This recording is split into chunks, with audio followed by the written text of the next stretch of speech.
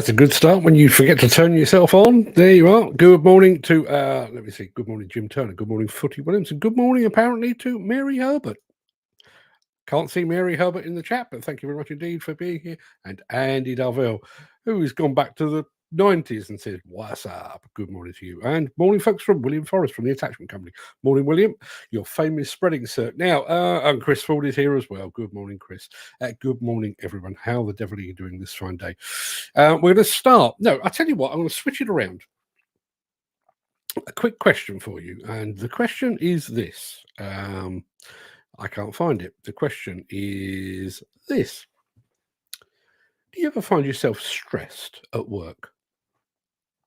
Asking for a friend. The reason I'm asking, actually, is because there is a report in Construction Index this morning that says construction workers are less stressed than most, and yet they are still continuing to commit suicide, although that print is very small. I will read you very quickly.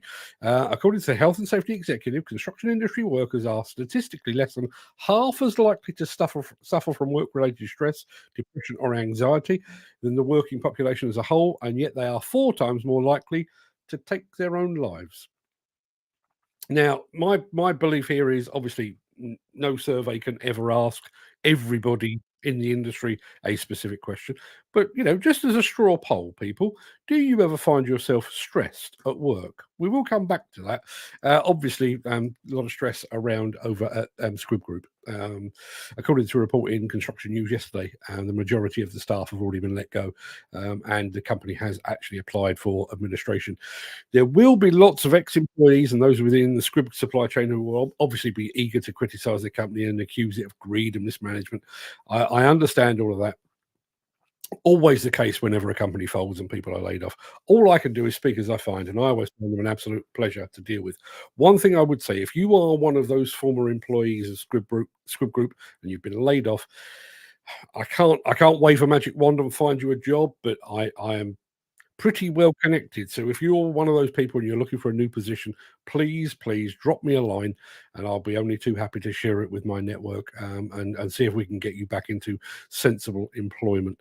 And don't forget, I am going to throw this back up when I can find it. There we are. Let us know. Are you stressed at work? I'd love to hear from you. We've had a couple of comments there. Let's have a look. Graham's Footy Williams says, stressed at home trying to find work. Yeah, absolutely. Morning Mark says, LinkedIn user. I think that may be Carly Northwood. If it is, morning Carly. Ken Hatcher is here as well. Ken, do you ever get stressed at work? Mark Whiting, do you get stressed at work? I'd love to hear from you all. Now, without further ado, let me roll the intro.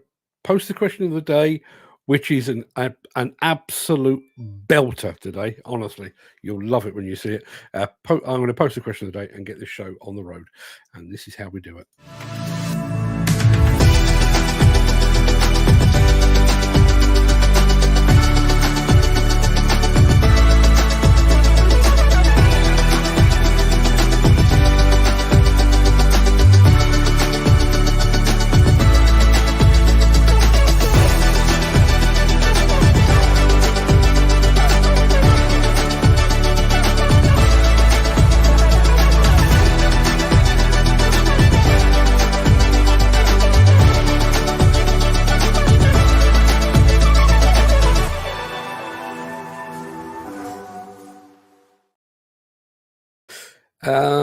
Yes, you've seen the question of the day by now. Now, I've already asked, are you stressed at work? And I've had a couple of very quick answers to that. Andy Darvell, morning, Andy says, yeah, I'm working on a muck tip at the moment.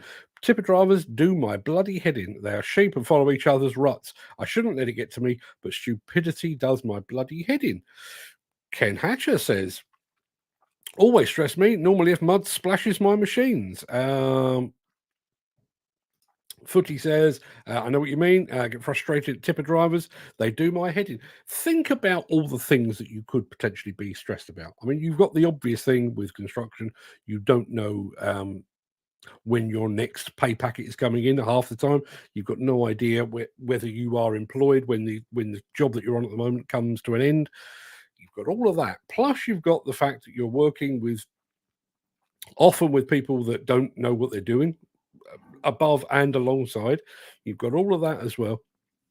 I find it staggering that the HSE survey has suggested that people are not stressed.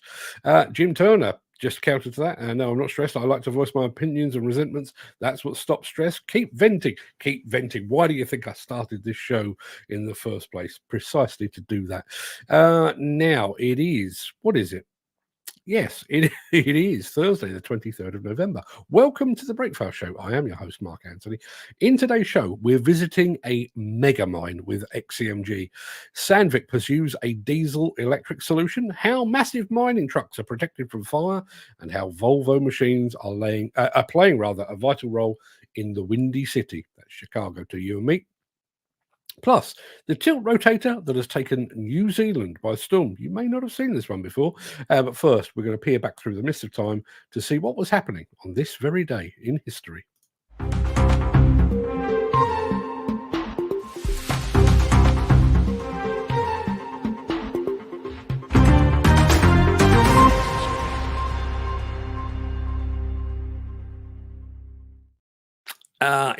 On this date in 1904, the first modern Olympic Games to take place in the US closed its doors in St. Louis, Missouri, I think it is. In 1921, US President Warren Harding signed a bill forbidding doctors from prescribing beer for medicinal purposes. The swine, I bet that made him really popular. In 1936, blues guitarist Robert Johnson did his first ever recording session. According to legend, I'm sure you're aware of this, Johnson apparently sold his soul to the devil in return for mastery of the guitar. It worked. He's credited as the inventor of the Delta blues, but his recording career lasted just 7 months. He died in 1938, aged just 27. Speaking of guitarists, former Beatle George Harrison released My Sweet Lord on this day in 1970. I remember that well. Harry Krishna and all the good stuff. In 1991, Freddie Mercury confirmed to the world that he had been diagnosed with AIDS, and he died the following day. And on this day in 2019, terrible. The Sumatran rhino was officially declared extinct after the last surviving specimen died of cancer in Malaysian Borneo. I mean, there's a bit of me that's kind of relieved that it wasn't hunted to extinction, although I'm sure mankind didn't help it along its way. But yeah, a whole species just gone. Unbelievable. Now, before we get to the real meat of the show, let me very quickly remind you of our question of the day.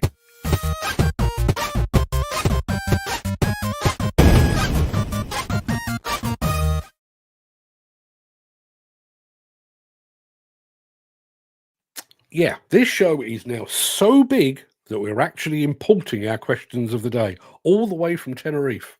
At least we are this week. Even though he's on his holidays, our resident quizmaster, Gary Muirhead, has come up with yet another corker. And his question is this. If you had a warning label affixed to your person, what would it say?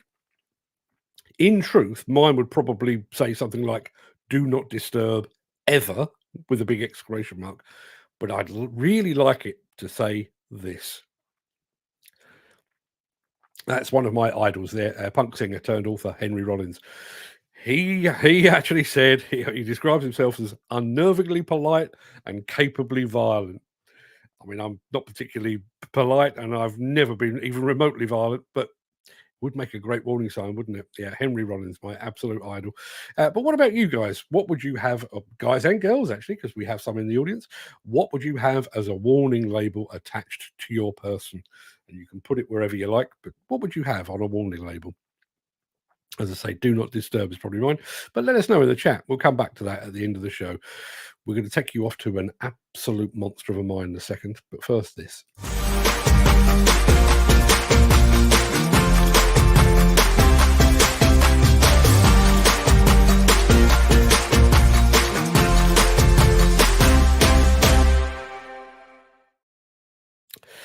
Lots of people talking about stress and stuff. It was Gary Muirhead who just supplied the question of the day. Morning, Gary. I hope Tenerife is treating you well.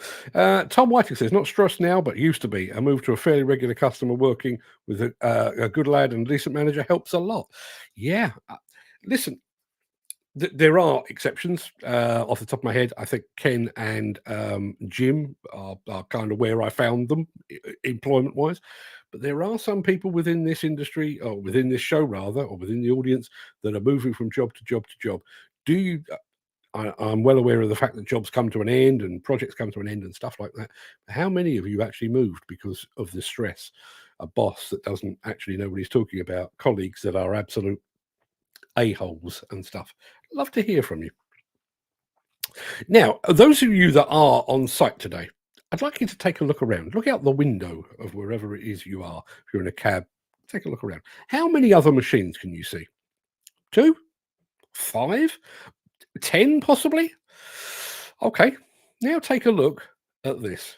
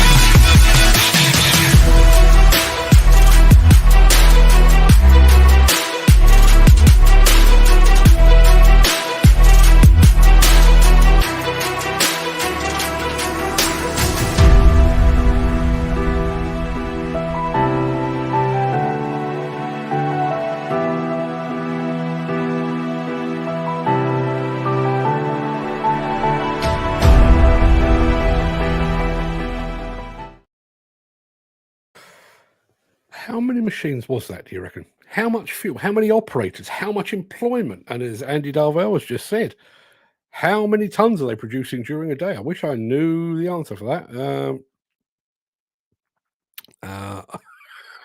Ken Hatcher says, all that for a bit of coal. Yeah, absolutely. Yeah, but astonishing, absolutely astonishing. And I do realise it does look like a massive scar on the Earth's surface, and I'm sure it's doing no good whatsoever for the environment. But just imagine if that's where you went to work each day. I wonder if you'd ever get over just looking around in wonder and awe. Now, I can't believe I just mentioned ore alongside mining. Wish I could claim it was deliberate, but it really wasn't. Now, speaking of mines and mining machines, stick around. We'll be right back after this. If you are enjoying this episode, please consider supporting the show. You can leave us a tip at buymeacoffee.com/demolition news. I've just seen, I'm not going to dwell on it because we've got plenty of others to go through, but the question of the day from Gary Muirhead is, if you had a warning label, what would it say? Here's one from my wife, and I can actually vouch for everything she says. Feed me and do not wake me. Yes. Not only is that the label she would choose, that's the label I would choose for her as well. Now, do you reckon, what is the cost of a big mining truck these days? 2 million? 3 million? Well, whatever the price, you'd want to protect it in every way possible. And that includes protecting it from fire. Every liquid in that truck will burn. Since this mine has started, we've had 2 haul trucks that have burnt to the ground. Luckily, nobody got hurt in either one of them, but it doesn't take very long to burn them to the ground. It's just amazing how much heat these things produce. And a fire would be the last thing we'd hope to have to deal with. But Alice's truck is on constant fire alert, so she doesn't have to be.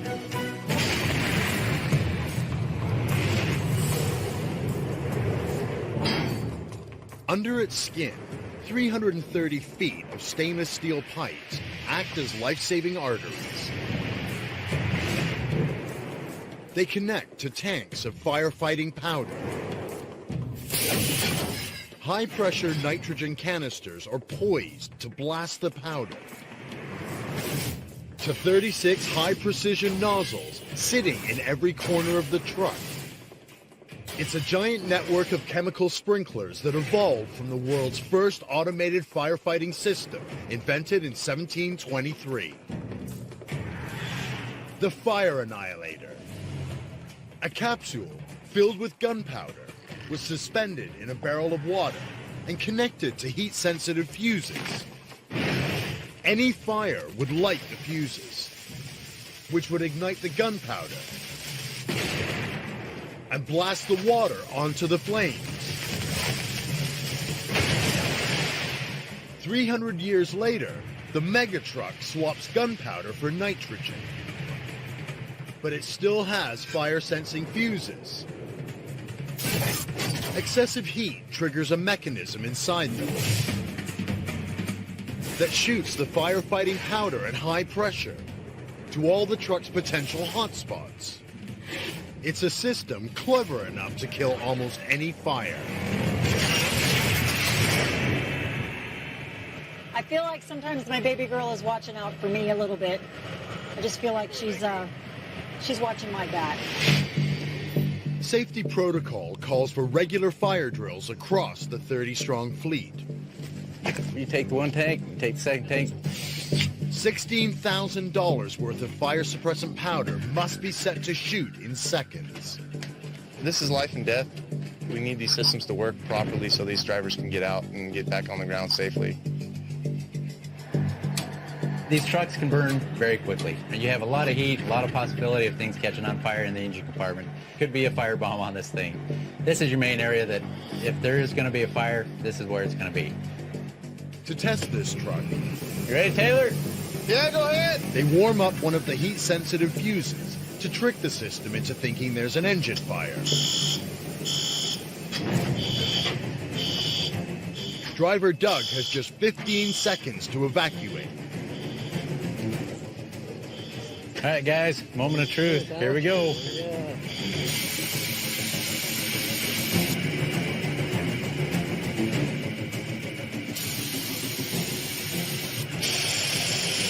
Dang, that's a good one. Woo. That's definitely going to knock fire down on that one. Yeah. No questions asked there. Get it right, man. Right there. Good Job, Taylor. Go.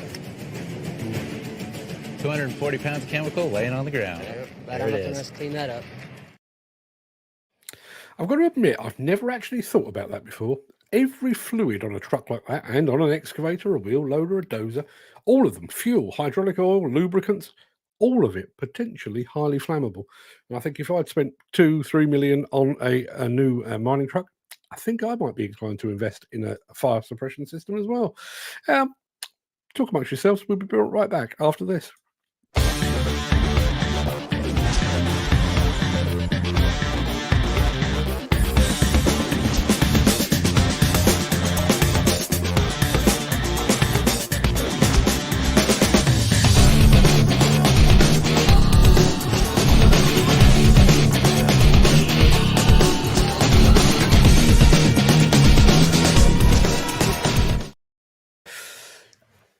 Now, where was I?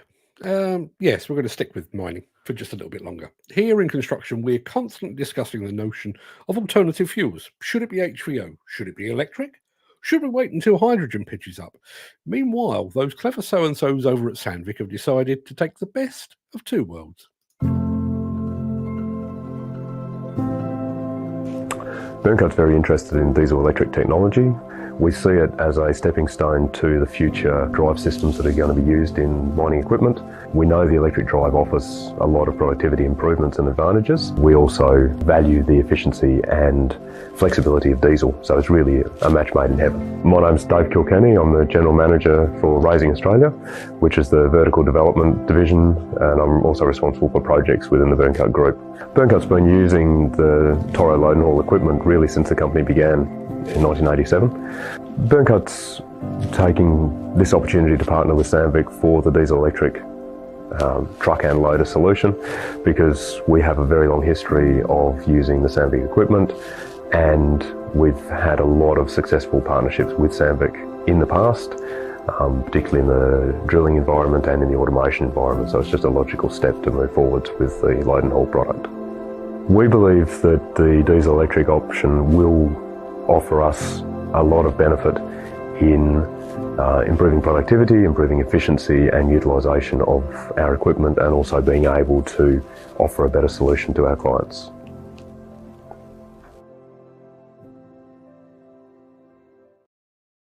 It looks like we're not getting all our messages through from LinkedIn, so I'm going to say a very quick good morning to Dave Paget from Kent Demolition. Morning, Dave. Thank you very much indeed for joining us. I can't see your messages here on my screen, but I am watching it over on LinkedIn, so thank you very much indeed for joining us. Now, for those of you longing for a bit of construction action and a break from all the mining that we presented to you this morning, fear not, we've got you covered. And we'll be right back after this. Since the finance bill came into effect in April, the construction industry has seen a surge of fuel thefts. The rising cost of living has placed an additional risk of theft by employees and contractors, as well as opportunistic thieves. By using diesel dye and placing warnings of its use, you are sending a clear message that this is your fuel.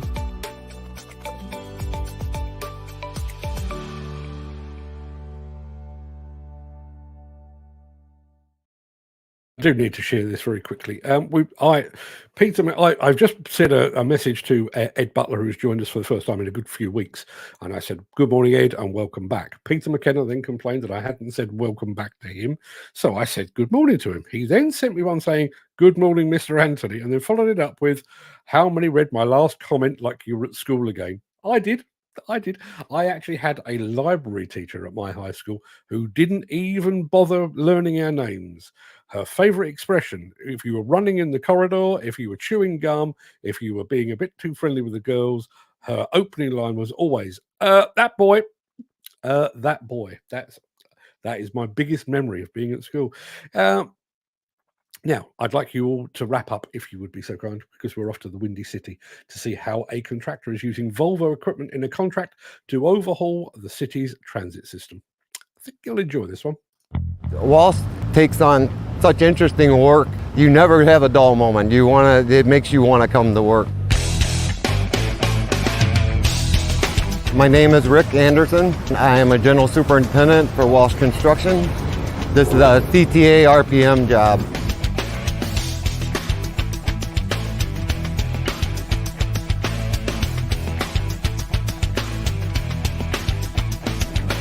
There's 50 people approximately on the site today. The biggest challenges on the job are logistics, trucking, getting equipment in and out, trying not to affect the neighborhood. People aren't used to construction in their backyard. The machines we have are excavators for taking the dirt and concrete out. We have breakers that bust the concrete up. We have processors on one. We have 2 concrete saws and 2 grinders that grind it and cut the wall so we can take it out in sections along the buildings. The determination of what equipment we needed was because of the amount of space we have. And naturally with an excavator, you have to be able to have the reach. It would be great to have massive machines in here to just tear it up and get going with it, but you can't do that. It has to be sized to what will fit. We have 13 235 Volvo excavators and 2 355 Volvo excavators. 4 Volvo loaders go from L90s to 120s. There's different size attachments. We added rotators so that you could angle them and turn them, and it makes it where you can get in easier because everything about this is tight. The biggest feature that the operators really love is the 360 cameras where they can see around them. The zero turns are a must because we don't have room. I am on the Volvo 355. I go from the hammer back to the bucket. depending on what's needed at the time. I like because they do exactly what I tell it to do. Because a lot of them, they always have a delay in the joysticks or whatnot, so they do exactly what I tell it. They're very smooth. And of course, the zero turn is always the greatest thing. This type of job is a JV project, so we look at buying stuff first, and then from there, if there's supplements or rental stuff, that's when we start reaching out to other companies, and Alto's coming in real aggressive and getting us the right prices and support. Volvo's got a nice product. There was really no brainer on going with the Alto equipment, and the service has been great. We like to sit down with the customer, get a scope of the project, see exactly what they're needed for their operations, so we can be prepared to give them the proper equipment, service, rentals at that time. When we need service with Chicago traffic, it's going to take you a while. On this particular job, we employed one of their mechanics as a rent-a-wrench so that we have the availability for him to be here all the time. Demolition is rough on machines, and you try not to put new machines doing that, so you use the older ones, and they're still reliable even though they're old. The biggest thing is the service, and along with the availability, let's face it, everybody's after the most bang for their buck, you know, and that's where they've come in to be really competitive, and it's quality machine too. Gotta love the trains.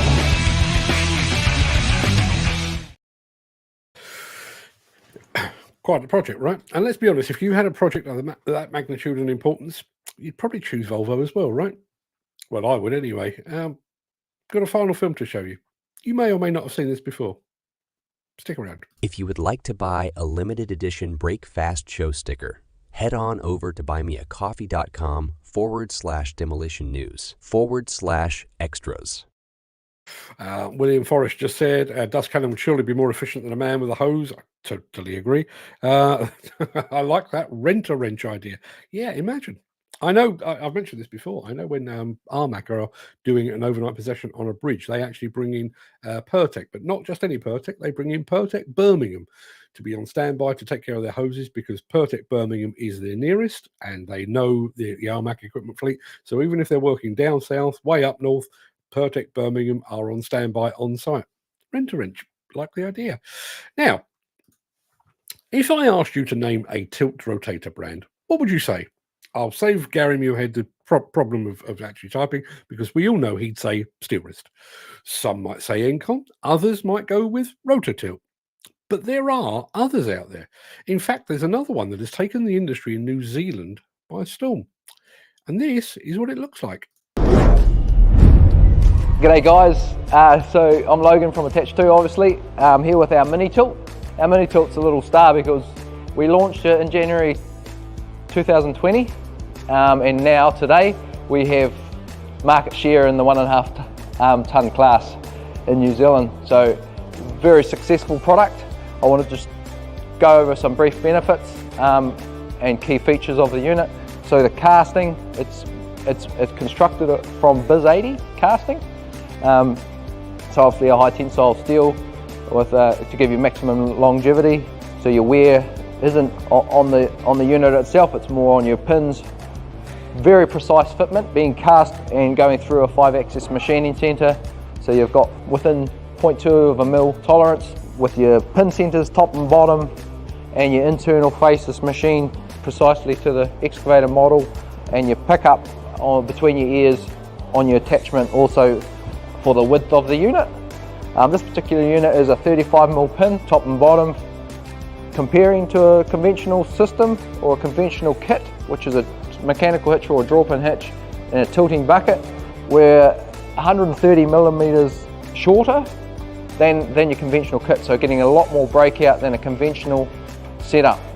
So obviously more breakout, more force. So very squat design, which is your breakout, just turning the unit around, so looking at your tilting, so tilted by 2 single acting displacement cylinders, achieving 35 degrees tilt each way, tilting on absolutely all your attachments, and the width of these, the placement of these rams, so you're within the narrowest bucket standard of 250mm, so allowing you right down into those trenches as well.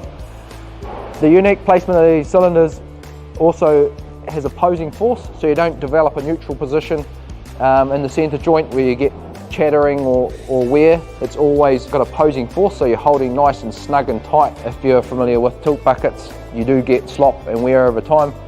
Other than that, you've got a compliant lifting eye, so a certified safe working load on this particular unit of 750 kilos.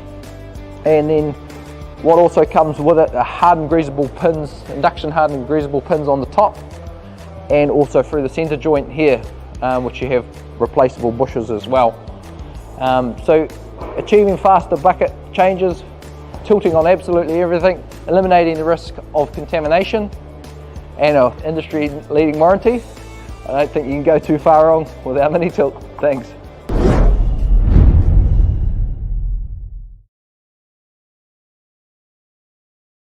Yeah, I have no idea if that system is actually available over here. Let me just get rid of that from the screen. No idea if it's available over here, but if anyone knows, I'm sure William Forrest probably would. And he's just said, little tilt coupler, looks like a tidy setup. Can you get that over here? Or is it purely a New Zealandy thing?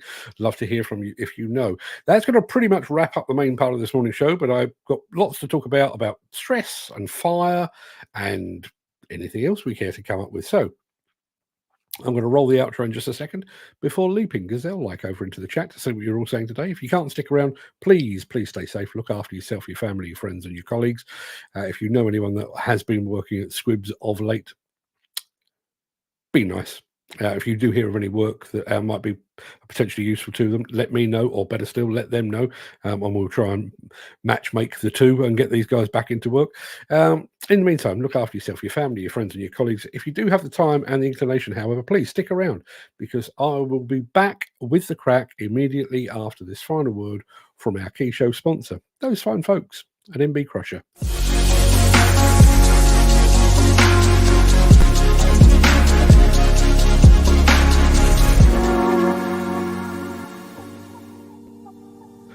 Morning, team. How are we all doing? I'm just going to very quickly throw this back up on the screen just to make sure that we all remember that was one of the key parts of the conversation this morning. Took me completely by surprise this morning, but I thought I'd bring it to you nonetheless. Who was first off the mark? Jim Turner, who is not stressed at work. We'll find out why in just a moment. Footy Williams is here as well. Good morning, bro. Good morning to you as well, Graham. Hope you're all fit and well this fine morning. Andy Darvell says, what's up? William Forrest is here as well from the attachment company. Knows all the things about attachments. Well, you've seen the interview. If you haven't, go over to the YouTube channel. Or better still, go over to the attachment company YouTube channel, where you can see behind the scenes of exactly what it takes to run an attachments business. It's bloody fascinating. Makes my job look very simple. I just pitch up here, chat a bit, and then go home again. Well, I'm already home, but go and have a look. Chris Hall is here as well. Morning, Chris. Good morning, Mark Whiting as well. Footy is stressed at home because he can't find work. I understand that. Let's have a look. Ken Hatcher is here. Good morning, Ken. Hope you're doing well. I reckon that is probably Carly Northwood, but LinkedIn is playing silly buggers again this morning. Andy Darvell says, yeah, I'm working on a muck tip at the moment, and the tipper drivers do my bloody head in. Yeah, there are so many variables, I think, within the demolition and construction industry. The job itself, the people you're working for, the people you're working with, getting to and from a site, your pay, your future employment, your competence cards, your training that's required, so many things that could potentially cause stress, which is why I found that somewhat surprising. Now, the other thing that I don't know, I'm just going to throw this out there. This is the result of a survey by the Health and Safety Executive. Frankly, I would have preferred the Health and Safety Executive to do something about the investigation into the Didcot disaster, but they've done a survey. But they've spoken to 1,400 people, apparently, in order to do this survey. Let me have a look. I'm going to have a closer look at this myself, just to make sure I'm getting my facts straight. Yeah, according to the HSE, there are an estimated 16,000 construction workers in Britain suffering from work-related stress, depression or anxiety. Now, bearing in mind, this industry employs something like 2 million people. That figure to me seems phenomenally low. I mean, crazily low. And And I'm sure I saw somewhere that the survey had spoken to, I think it was 1,400 people. Who were those 1,400 people? Were they people actually boots on the ground, the guys living and breathing with the stress each and every day? Or were they the bosses of the companies? In which case, are they really going to say, yes, our entire workforce is up to their eyes in stress? I don't think so. I think there could be something awry with those figures. Let me know. Let me know what you think. Back to the chat. And I pressed the wrong button. Yeah, back to the chat. Who have we got here? There was our question of the day, just very quickly. If you had a warning label affixed to your person, stitched or glued, you take your pick, what would your warning label say? Ken Hatcher says he's always stressed. Footy says, I know what you mean. Get frustrated at tipper drivers. They do my head in as well. Dan Cullen is here. We know that Dan gets a bit stressed from time to time. Jim Turner, there you are. I knew Jim would come up. No, I'm not stressed. I like to voice my opinions and resentments. That's what stops stress. Venting. That's why I come here every day.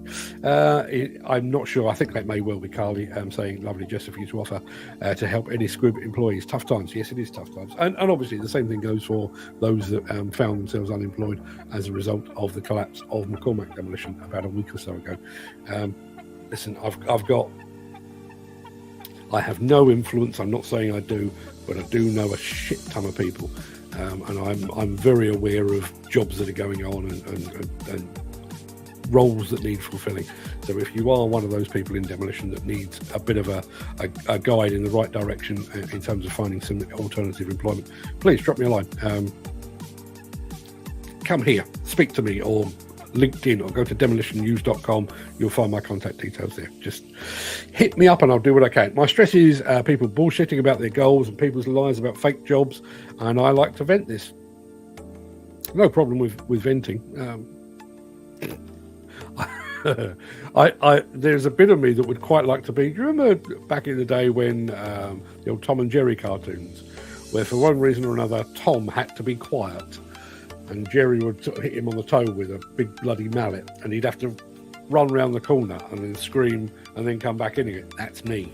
That's me. I have to go away and have a damn good scream to myself. Not always out loud, sometimes. Chris Ford says, most days I try to be laid back. Had an exciting few minutes on the phone this morning trying to perfect the art of not strangling the life out of someone or becoming unprofessional. Happens from time to time. Yes, it does. It does. And I think one of the things that I find most frustrating and therefore stressful is when you take time out of your day, your life, to show somebody, to advise somebody, yeah, here's how to do this best, and they then go and do exactly what they were doing before, and you tell them again, and then they do it wrong again. It just makes me want to go and beat my head on the wall. Andy Bullock, good morning, Andy. Thank you very much indeed for joining us. Let's have a look. Gary Muirhead, who is definitely not stressed at the moment, because he's probably on a sun lounger in Tenerife at the moment. Good luck to him, I say. Tom Whiting says, not stressed now, but I used to be. A fairly regular customer with now working with a fairly regular customer and a good lad, decent manager. Helps a lot. Yes, it does. I do find, I used to find, I don't have one of those things anymore, but I did used to find bosses somewhat frustrating. I won't name names. Those that know my career path will probably figure out who it was. But I do remember I was at an exhibition, and I bumped into a couple of members of the Kent Constabulary who were there basically trying to learn what plant was what. They had identified that one of their problems was they could identify a Ford Mondeo at a distance, but they had no idea what a JCB backhoe even looked like. So they'd taken themselves off to this exhibition, and I bumped into them, and we got to talking, and we came up with this idea of what we used to call, what did we call it? I think we called it the theft file. So once a month, when I was on Plant Manager's Journal, way back in the late 1980s, they would send me a list of all the plant that they'd had stolen. Now, bear in mind, this is pre-email, Caesar systems, pre-data tag, and all of that kind of thing. But they would send me a list of the plant that had been stolen, and we used to publish that list. And as a result of doing that, we actually hosted our own seminar between Plant Managers Journal and the Kent Constabulary, and we had representatives from plant hirers, major plant hirers at the time. We had representatives from the insurance companies, from contractors, and all of the things and everything else. And at the end of the year in which I'd done all of that, we had an in-magazine awards ceremony. And the publisher of the magazine stood up and said, one of the great initiatives that we've had this year has been our work to combat plant theft.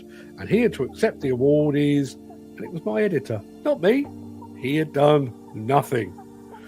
Nothing at all. 32 years later, probably. Still bitter.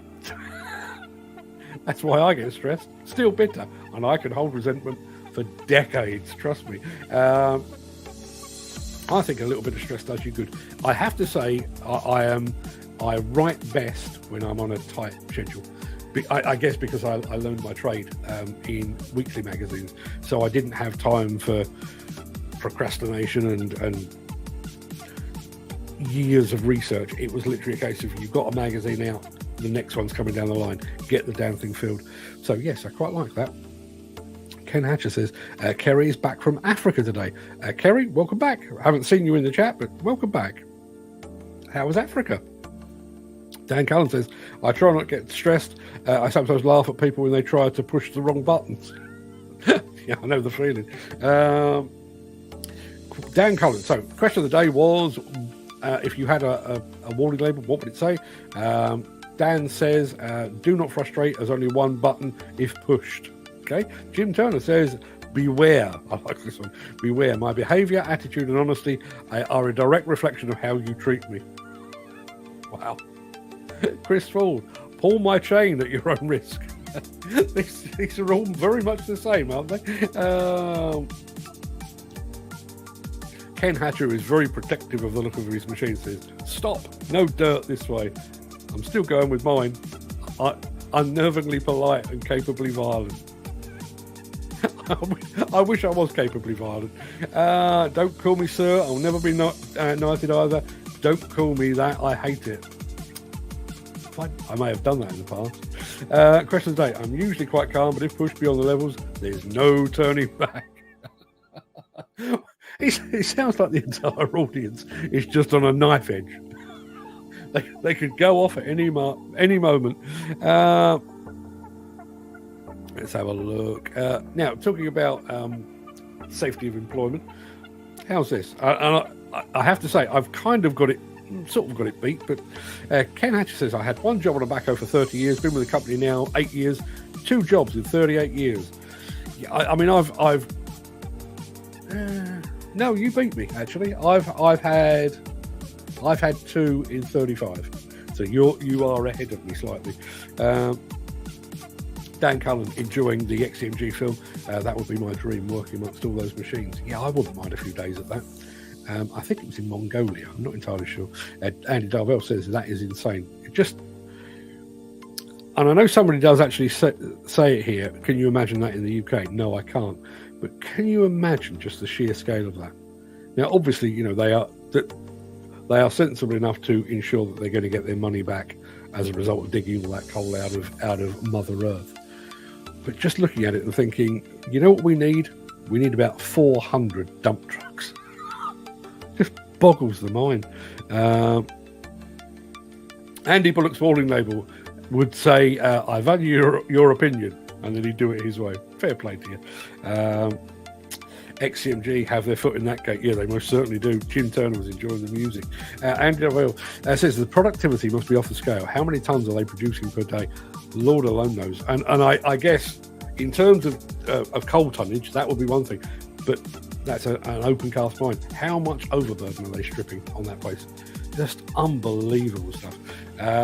Big damn machines there, says Graham. And Ken Hatcher, all that for a bit of coal. Yeah. Yeah.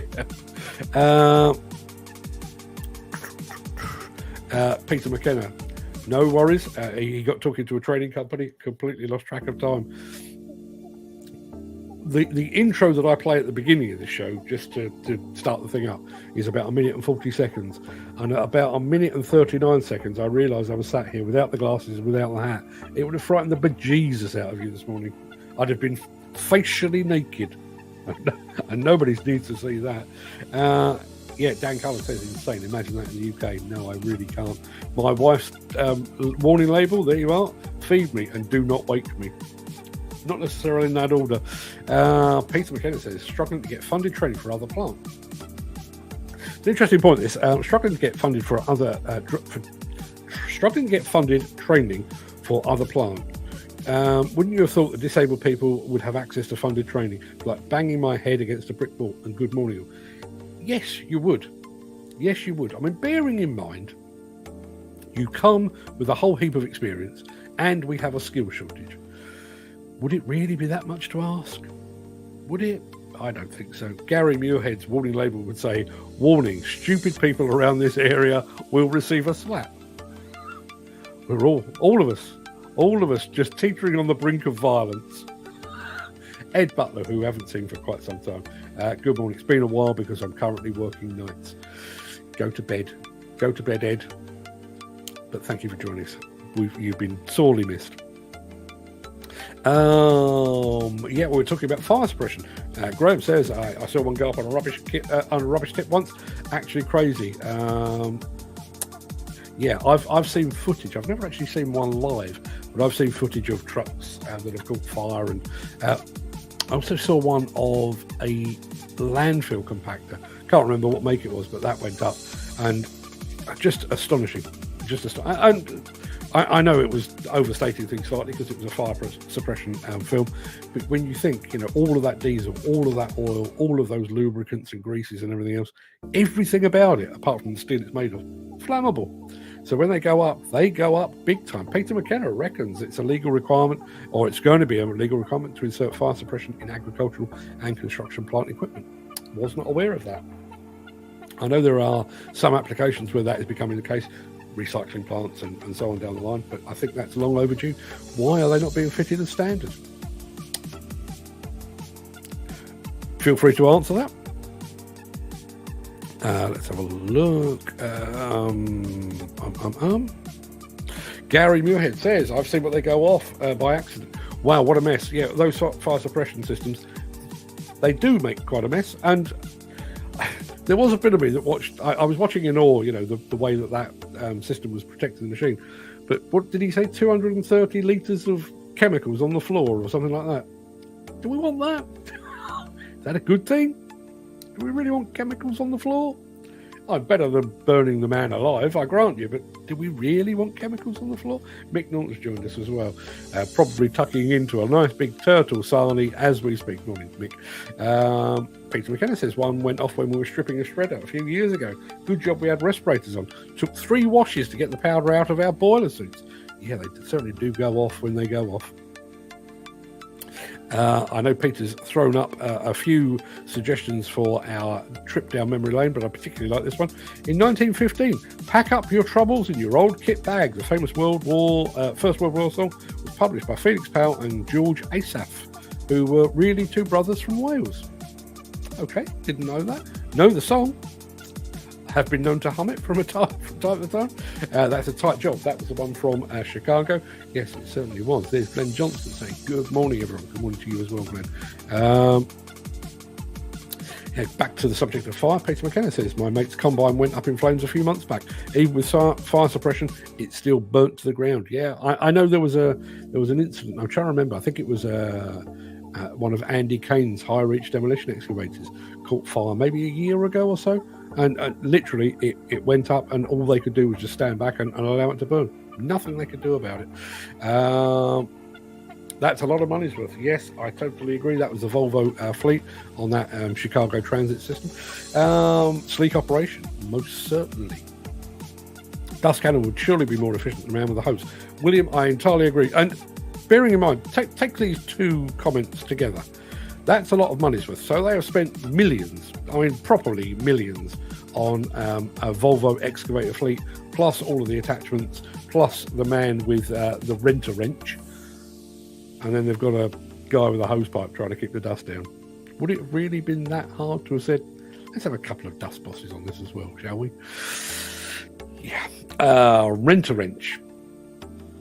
Anyone remember the TV show Rent-A-Ghost? That was rubbish. Just made me think of it. I do apologise. Gary Muirhead, you know, the lead member of the Steel Wrist fan club, says that the, what was it called? The mini tilt looked like something you'd get in a Christmas cracker. How big are your Christmas crackers, Gary? Can you imagine popping a cracker and that bloody thing landing on your feet? Bearing in mind it requires lifting eyes. That's going to cause a bit of pain, that, I think, but well said. Let's have a look. Graham says, good idea for a small machine. Yeah, totally agree. And a man who knows a thing or two about attachments. The little tilt coupler looks like a tiny setup, says William Forrest. The man with the neighbour's garden hose was cheaper. Yeah, quite right. Peter McKenna says, I'm extremely depressed with not having work for the past 4 months, 4 weeks till Christmas and no money. There's not much I can tell you about that, Peter. All I would say is speak to people, us, me, or whatever. You know, I've not got a bag of cash I can hand you to improve your Christmas, but talk to people. It's all that got me through my wobble when I had one a while back. And keep plugging away as far as work is concerned, I'm afraid. That's all you can do. William Forrest couldn't tell you 100% mark, but they do have a UK address and contact number on the website. Thank you very much indeed. I may go and look them up in a moment. With many in the sector forecasting the eventual death of diesel, it would be interesting to see how alternative fuels such as natural gas, propane, biodiesel, hydrogen fare. Electric has not met the challenges of a lot of general construction applications yet. No, and I do believe it probably never will do. But I do believe compact end, fine. And I think as a stopgap a little bit further up the scale, fine. But I think once we get our ducks in a row as far as hydrogen is concerned, maybe a different answer entirely. Mick Norton says, with many in the sector oh no, we've already had that one. That came through twice for some reason. That's linked in for you. I don't really think diesel will die, says Peter McKenna. Not how everyone is predicting anyway. No, I don't think so either. It will gradually phase out. Here's a thing I didn't think I'd see. Paul Latham, our friend Paul, who has been a guest on the show, he's actually said good morning from Egypt. Paul, I realise it's a very obvious question, but when you're out and about today, will you be, as the Bangles suggested, will you be walking like an Egyptian? I so hope you will. I think it requires a bit of, you can't see it, but you know what walking like an Egyptian looks like. I really, really hope you are. William Forrest says, appears to be through related to Conquip as far as I can tell. There you are, the mini tilt, possibly related to Conquip. That's why we have people here in the. And William also goes on to say, bearing in mind his brother is actually based over in the States, happy Thanksgiving as well. Yes, to those of you that are watching from stateside, happy Thanksgiving. Never fully embraced the whole idea of Thanksgiving over here. I do like the idea of turkey a couple of weeks ahead of Christmas, but no, don't really do that bit.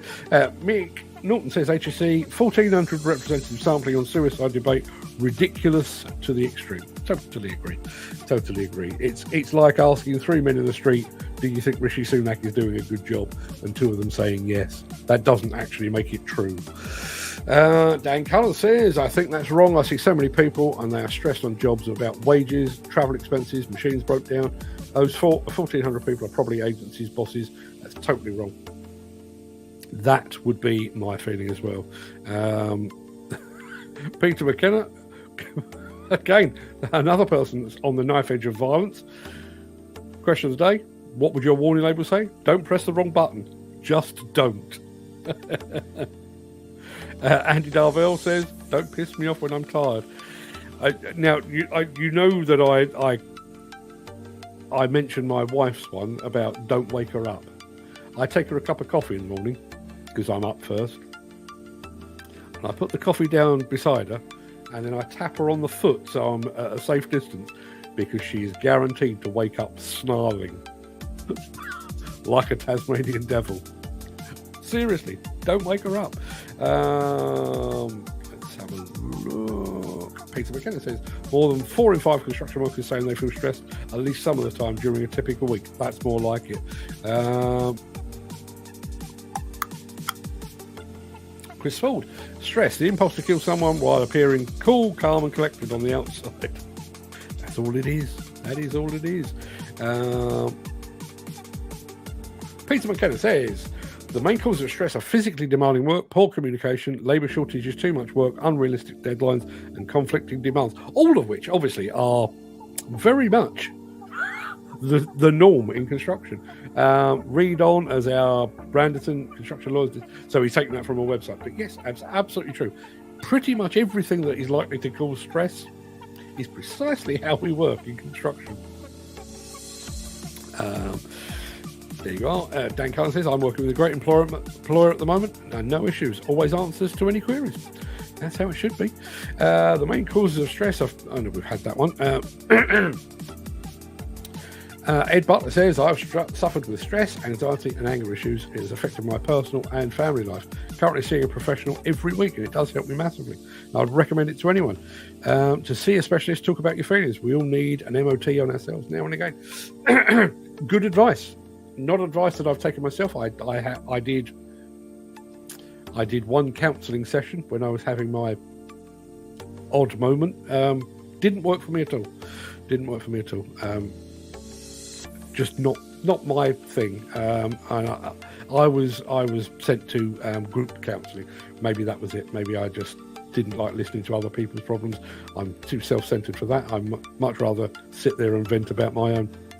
Peter McKenna says HSE Commission research has indicated that about 500,000 people in the UK experience work-related stress they believe is making them ill. Up to 5 million people in the UK feel very or extremely stressed by their work. A total of 12.8 million working days lost to stress, depression and anxiety in 2020 to 2021. Occupational stress cost businesses at least £4 billion. Wow. Mick Norton says stress acts as an accelerator. It will push you either forward or backward, but you choose which direction. That's a fantastic quote. I have to say for that one. Just talking about it publicly and admitting that is massive, Ed. Interested to hear that it has a positive benefit for you. Yeah, absolutely. Listen, I went through, as I say, I went through counselling. Did me no good at all. My sister went through counselling, grief counselling in her case. Helped her enormously. So, you know, horses for courses and stuff. Dan Cullen, call me boss or bro. I hate those words. I'm not a boss and I'm not your brother. I highly recommend doing a cognitive behavioural therapy course. You can get them free from Mind Matters. Check out their website. I will be sure to do that. And this is why I like this kind of thing. Dan Cullen hates to be called boss. Peter McKenna says, okay, boss. Yes, brilliant. Thank you very much indeed for that. Dan is on his last day in Basingstoke. At least it is so far. Chris Ford, what is Chris saying? There's a phrase somewhere. We the unwilling, led by the ungrateful, guided by the unknowing. Typical day on site. Then they wonder why we stress. You're absolutely right. Let's have a look. Who we got here? Paul Deegan's here. Morning, Paul. Love the opinion. Thank you very much indeed. I don't know which one you're referring to. There's lots of opinions, all of them verging on physical violence, it would appear. Dan Cullen says electronic and electrical plant and cars need dust suppression, fire suppression systems too. I think they probably do. Although there was a report the other day, I don't know if you saw this, that confirmed in vehicles at least, and we're talking cars and trucks and vans and stuff, it proved once and for all categorically electric vehicles are less likely to catch fire than petrol or diesel, just so you know.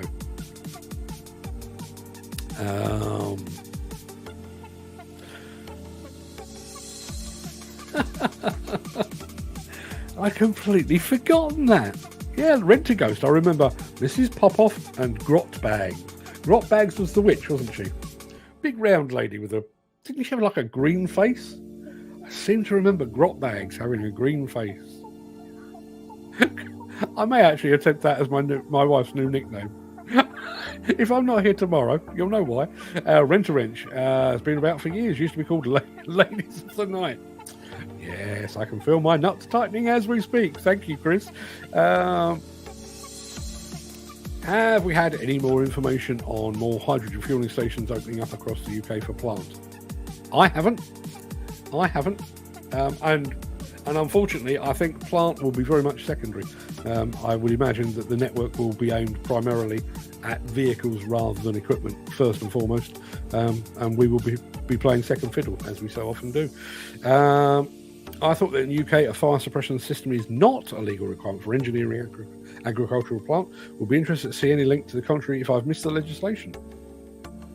I think Peter said it was coming rather than it's here, but I'm not entirely sure.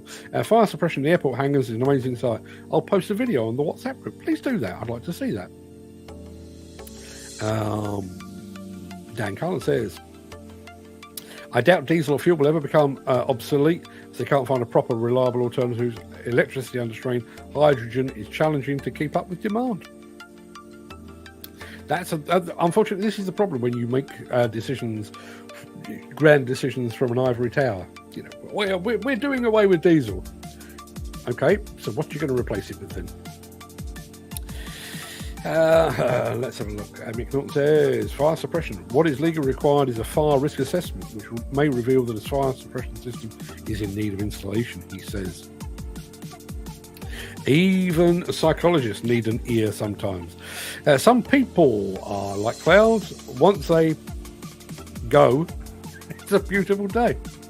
I agree. Now, let me have a look. I'm not Botola Play HD. Hi, back to you. And hello.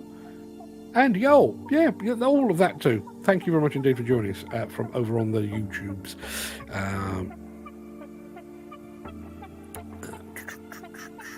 Let's have a look.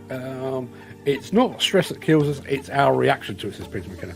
Stress is the trash of modern life. We all generate it, but if you don't dispose of it properly, it will pile up and overtake your life. Stress is an ignorant state. It believes that everything is an emergency. Is it not? Isn't it?